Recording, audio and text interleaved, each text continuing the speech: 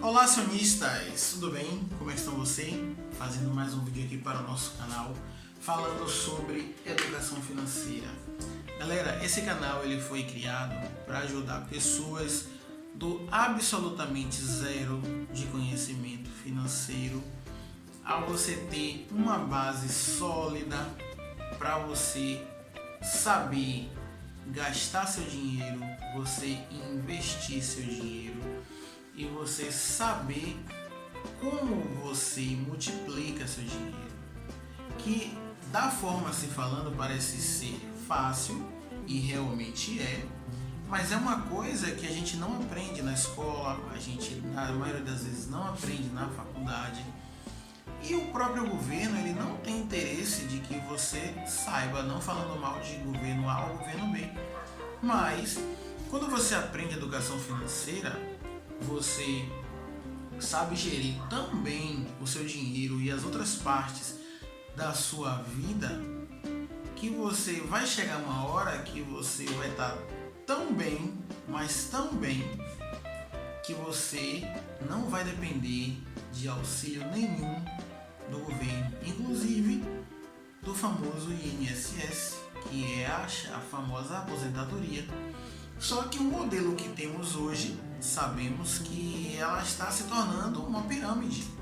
Por que isso? Porque a quantidade de gente que está trabalhando hoje é bem menor do que anteriormente. A quantidade de jovens hoje que trabalha para sustentar as pessoas que são mais idosas são menor do que antigamente. Então isso pode se tornar insustentável. Mas em contrapartida a isso, o governo não fala que se você aprender educação financeira e você poupar durante alguns anos, você pode ter uma aposentadoria melhor do que a do INSS, não dependendo do INSS. Só que a grande maioria das pessoas, ela não quer ter esse tempo. 10 anos é muito tempo, mas 10 anos vai passar de qualquer forma. Se você poupar ou se você não poupar.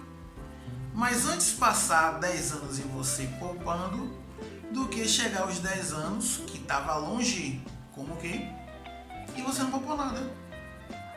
E aí chegou a época de você se aposentar, e você agora vai estar correndo atrás do INSS, se vai poder ou não, para se aposentar com o salário mínimo vigente da época, que a gente não vai discutir isso aqui agora. Então, resiliência é o que? É a capacidade de você saber se adaptar a situações difíceis com fontes significativas de estresse. O que isso quer dizer? Que você, por não saber administrar seu dinheiro, você pode passar por situações e situações estressantes. Isso na família, no seu trabalho, pessoalmente. E ficar sem dinheiro, todo mundo sabe que não é legal. Então, eu vou falar uma experiência própria. Há um bom tempo atrás, eu conheci uma professora de inglês, pessoa maravilhosa, que ela falou sobre reserva de emergência. Então, a gente conversando, ela falou que estava construindo e tal, mas que ela precisava refazer a sua reserva de emergência. E aquilo ficou na cabeça, eu perguntei a ela, mas ela não explicou tão direitinho assim. Mas o que foi que ela fez? Ela deu o pontapé inicial. Ela falou sobre um assunto que geralmente a grande maioria das pessoas, inclusive nas escolas e faculdades, não falam. Então o que foi que aconteceu? Eu fui pesquisar o que era reserva de emergência.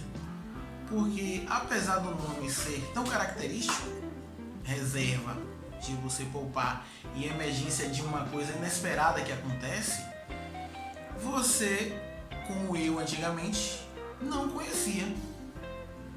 Então, geralmente a gente conhece como guardar um dinheiro na poupança.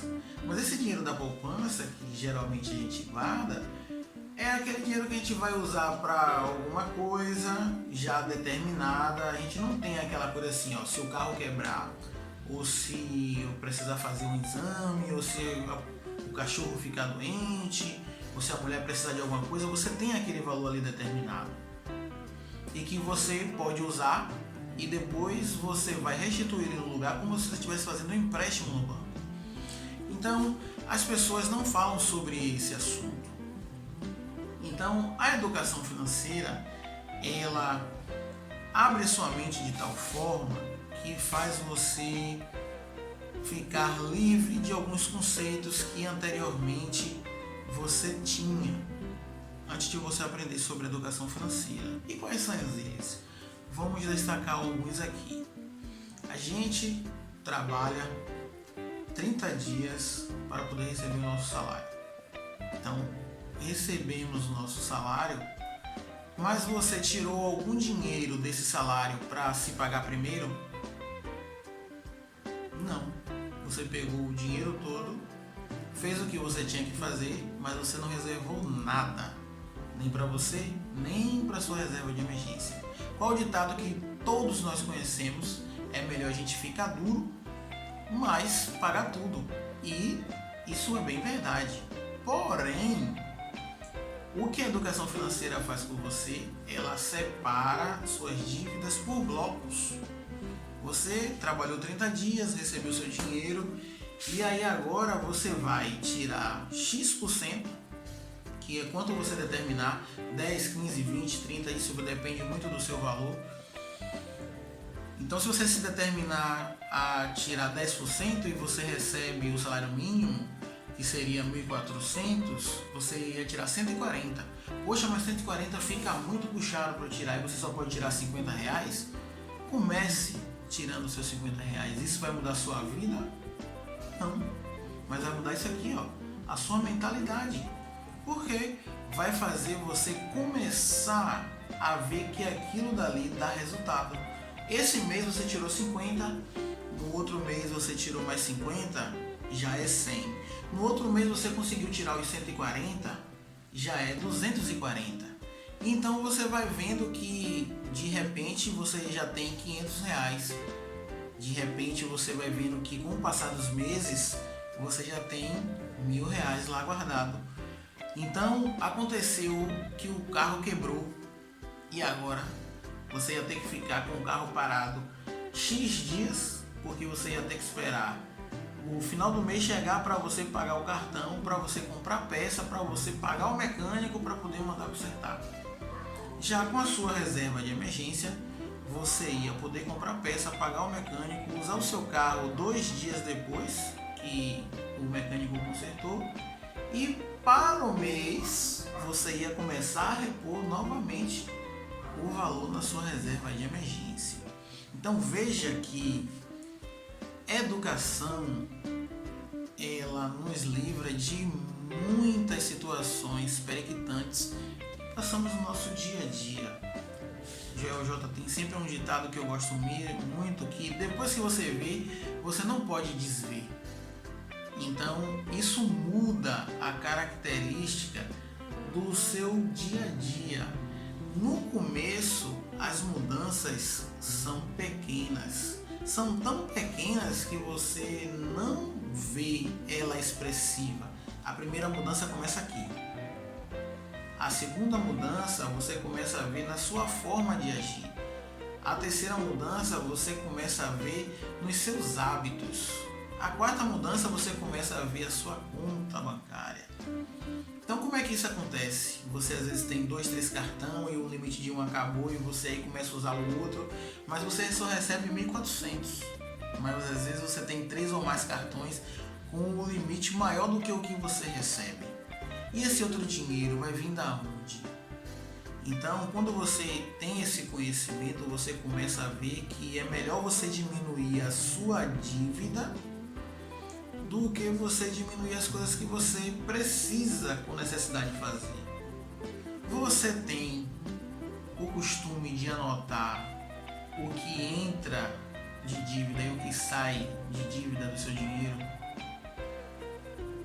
Uma lista simples, não precisa ser nada tecnológico, não. Você pega uma folha de papel e a caneta, que até hoje os grandes aplicativos não conseguiram tirar essa tecnologia. Uma caneta e um papel. Custos fixos: água, luz, telefone, internet, conta do celular se o seu celular for de conta, gás, compra, alguma coisa das crianças e alguma coisa da mulher, para quem custeia tudo ou quando o casal ele é junto. Então, quando você tem noção do que é os seus custos fixos, você sabe que em média todo mês você vai gastar X valor. Mas aquele valor que é variável, você sabe quanto é que sai? Aí às vezes você fez uma hora extra, entrou um valor no seu salário, mas você não sabe administrar o valor que saiu. Porque você passou ali no barzinho, você comprou uma cerveja, você comprou uma acarajé, você comprou um presentinho para a esposa, você comprou alguma coisa para o seu filho, alguma coisa, e aí foi gastando, e aí você fez um lanche lá no trabalho, aí você fez alguma coisa na rua.